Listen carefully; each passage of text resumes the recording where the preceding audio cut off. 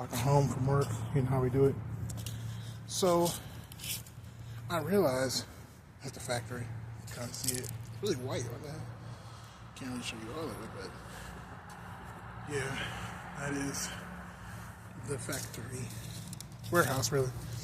Just want to say real quick, put you guys on game a little bit. If you were attracted to a woman, cis, trans, non-binary, whatever, right? You need to tell her immediately. Like, I was watching this movie called Switched from 1991. It's on YouTube for free. It's a gender bender movie.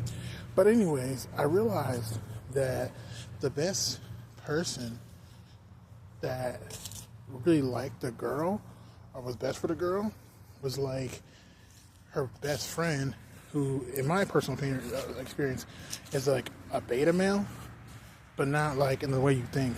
Not like a loser or anything. A beta male when it comes to like alphas or like the jocks, and then the beta males are the supporting jocks or whatever, you know? They want to be cool, but they're not assholes. They're basically cool guys that are not assholes. And that's what you want, you know? You want a cool guy. Yeah, I can see I work at the warehouse. I don't want to show you exactly where, but yeah. Yeah, like, and so I realized throughout the movie, the guys that were hitting on her, right, were being vulgar, you know, or they were trying to like get in her pants, versus somebody who her best friend was telling her, like, because now she used to be a guy, right? Then like God made her a woman to see how to stop being an asshole towards women in general, or people in general. So her best friend, which was obviously a guy, was like, I'm really attracted to you. I want to make love to you. I'm just saying, you're really hot, you know? But like, he didn't come off as vulgar.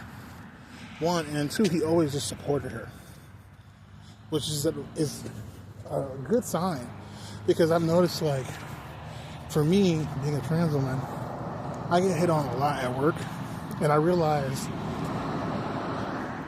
that one trans woman on TikTok also said that you should be very wary of guys that are attracted to you. It's not a big deal. Like, don't make it a big deal. And I realized what she meant by that now, because I'm starting to see, like, a lot of these guys, they like to hit me up in a discreet type of way. And my thing about that is, when I was a man, you see,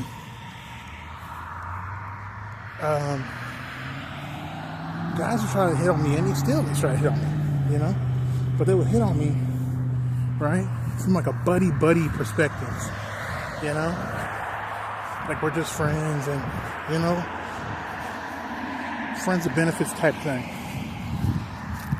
you know? But then when I transitioned, I realized they're hitting on me more direct, but it's really just because it's heteronormative. So they feel like, okay, they can do their gay shit, right, under the disguise of heteronormativity. And that's where I kind of realized, because you see the dichotomy.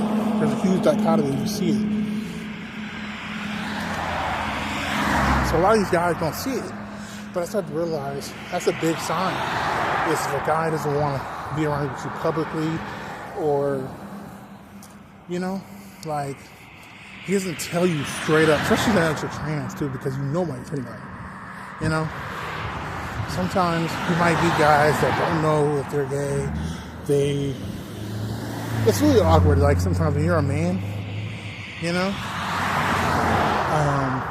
you might have friends that might notice that you're attractive, but they don't like want to have sex with you. It's just, you know, they might want to be friends with you just because, hey, you might get girls or whatever. But the point I'm trying to make here is, it becomes obvious, you know, and it's like, why do they keep on pretending to try to be your friend? They pretend to try to be your friend, and it's like, why would you be my friend?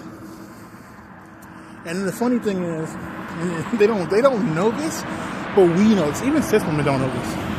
But it's like, a lot of these guys, they don't realize that we basically, in so many words, to get just to be straight up, we're like males living a female experience. So it's like we know that we're not female, right? But like, do y'all know we're not female? You know? Because it seems like if y'all don't understand women, right? How can you understand the embodiment of a woman? You get what I'm saying? I mean, how can you? And so that's my whole thing about it. You know? Is if you don't understand women in general, how would you understand female embodiment? You know? And so it makes you realize, like, they're not attracted to the female side of you. They're really attracted to the male side of you. The female side of you makes it just more palatable for them to experience it. And it's really sad because you know there's still a cognitive dissonance there when it comes to them, because at the end of the day, like, they don't tell you straight up that they're attracted to you and they're not supportive. If you don't do those two things, I don't want to be with you. You know? I'm sorry. For me, you're just not a good person. And in my personal experience, in life in general, seeing other people and whatnot, you know, that's kind of the situation that's what's really going on. You know? There's nothing else really going on. It's going to be, in so many words, some fuckery, some debauchery. You're going to get in a bad situation. And I ain't going to lie. Like, as a black trans woman, I cannot put myself in that position. You get what I'm saying? See, this is why, personally, for me, I didn't transition when I was younger. Like, I really could have when I was in my early 20s, but I didn't, because this is why I was scared. Because I knew as soon as I came out, it was going to be a problem. I'd be in so much danger, all this type of stuff. So, but I really was like, I need money to secure myself. Come to find out, I just never was financially secure anyways. And inflation just kept on coming up. So, money and prices kept on going up. So at the end of the day, for me, I realized, forget about it. There's no reason to. So I just want to put that out there. I just feel like if a guy is attracted to you as a trans woman, he needs to be openly honest about it. And he needs to support you. What does support you look like? Really just be there for you. Be in your life. He needs to be in your life. Or try to be in your life. You know? No buddy shit. Like, when you're in somebody's life, when you have a friend, you expect them to take care of their life. And you take care of your life. You know? That's not what you're doing when you're dealing with a significant other. You actually care about their life. You want to provide for them. You see what I'm saying? You want to take care of them. Or at least make sure they're okay. You know? And they gotta be secure in themselves. It should be like natural and normal. You know? But if a guy's just kind of lingering, he's like a male orbiter, no. Those guys gotta go. Because they're waiting to be lucky. They're waiting to get lucky. And that's just... For me personally, if they were in a position, this is how I feel like, if they could rape you, we could, take it by force, I feel like they would. We already know a lot of, T-girls, back in the 70s and 80s, talking about how police officers made them do things and people have tried to kill them and make them do things. So, at the end of the day, and how I know this is, I remember when I was in my early 20s, I had one of my friends, and I remember telling him, hey, what would you do if I transitioned? And he said, I'll be trying to have sex with you all the time. I was like, wow. But check it out.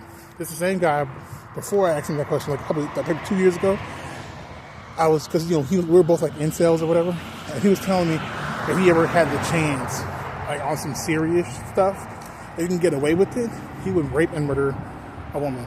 I was like, damn. At the time, I understood, because I feel like, okay, we're just horny guys, but that's my point. Well, that's it.